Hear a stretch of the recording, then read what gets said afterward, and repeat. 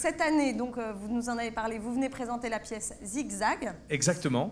Savannah Massé, notre chroniqueuse, est venue vous voir. Quelle On chance. regarde la bande-annonce et puis elle nous en parle après.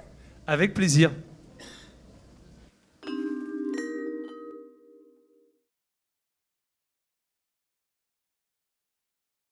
Ma chef de rayon me dit toujours « Géraldine, vous devriez faire du théâtre !»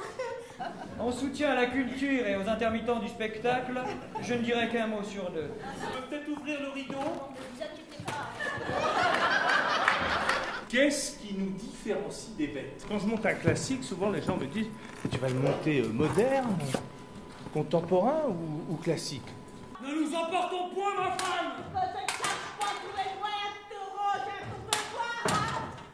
Ivrogne, t'es tué. Tous au pied de mes voeux, je vous frotterai les oreilles. Bonjour Xavier Lemaire. Bonjour. Alors moi je connaissais votre travail qui était fait autour de la Première Guerre mondiale avec les coquelicots et qui est-tu Fritz Saber que j'ai pu voir il y a quelques années dans le off. Et cette année vous faites un retour en arrière, vous atterrissez au XVIIe siècle avec la première scène du Médecin malgré lui de Molière et vous décidez de nous en présenter 3 versions différentes. Alors une version classique, une version symboliste et une version un peu plus contemporaine avec 2 SDF qui ont une bonne descente. Et vous entrecroisez ces scènes à travers une histoire du théâtre. Donc vous donnez un petit peu comme une sorte de conférence, des cours, pour nous expliquer les rouages de la mise en scène. Alors c'est très efficace pour plusieurs raisons, parce que déjà ces 3 versions sont très humoristiques. Il y a vraiment une représentation des différents courants dramatiques au fil de l'histoire. Mais surtout, moi ce qui m'a marqué, c'est que j'ai trouvé que ça ouvrait les champs du possible au niveau du théâtre, parce qu'on voit vraiment que le théâtre est un grand espace de liberté et qui dépend vraiment des partis pris et de la vision créatrice de l'artiste lui-même. Alors parfois également de son époque, comme on peut le voir, parce qu'il y a des modes, des courants qui changent, mais c'est vraiment des prises de position et des convictions personnelles quant à savoir le théâtre finalement qu'on a envie de défendre. Et cette manière de fonctionner, je trouve, met vraiment en valeur le talent de vos 2 comédiens, donc qui sont Isabelle Andréani et Franck Jouglas, parce qu'on se rend compte finalement qu'ils sont brillants, parce qu'ils sont investis dans tous leurs personnages. Alors, c'est toujours les 2 mêmes personnages, mais déclinés avec des personnalités différentes, très distinctes. Et on retrouve là vraiment toute la force du jeu, parce qu'ils incarnent avec autant de précision et de conviction donc, toutes ces facettes des 2 personnages que vous nous présentez. Donc c'est un beau moment d'apprentissage et de partage, mais c'est aussi un bel hommage à Molière et à cette première scène de son médecin malgré lui qui ne prend pas une ride. Alors moi je voulais savoir, c'est vrai que c'est assez rare en général quand on est un artiste et qu'on crée, qu'on pratique, de revenir à la théorie. Pourquoi ce choix ? 20 ans de théâtre, c'est 20 ans d'exploration des textes. C'est aussi l'envie de donner des clés pour aimer le théâtre. Et ce spectacle, c'est un acte d'amour pour aimer le théâtre. Alors, je voulais donner aux spectateurs les clés d'aimer les différentes formes de théâtre. Et pour ça, de leur faire une démonstration.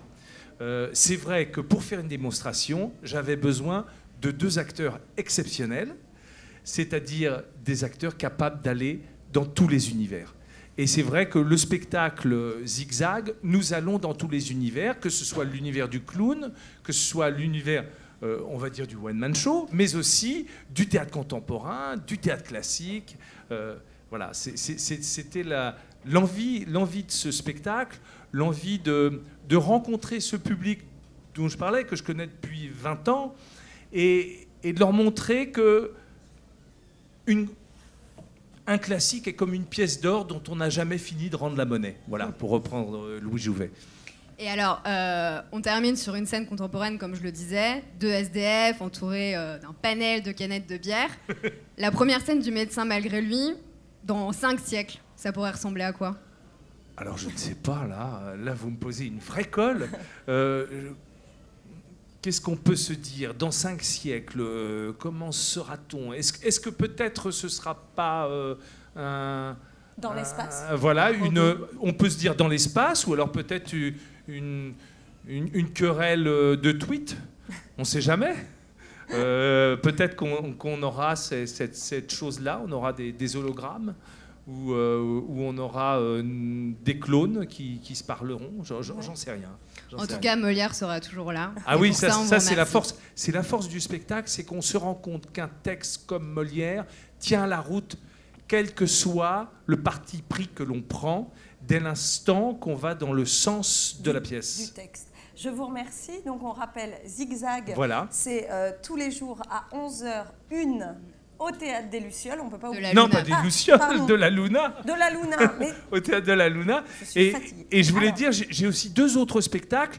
Qui es-tu, Fritz Haber, qui se joue à l'Arrache-Cœur Ouais. à 15h. Donc le spectacle que vous aviez vu là, il y a 3 ans, ça fait 3 ans qu'on le tourne. Et La Mère Confidente à 16h40, toujours à l'Arrache-Cœur, de Marivaux, hein, évidemment, donc La voilà. Mère Confidente. Et Zigzag, 11h01 Voilà, Zigzag, à la exactement. Luna.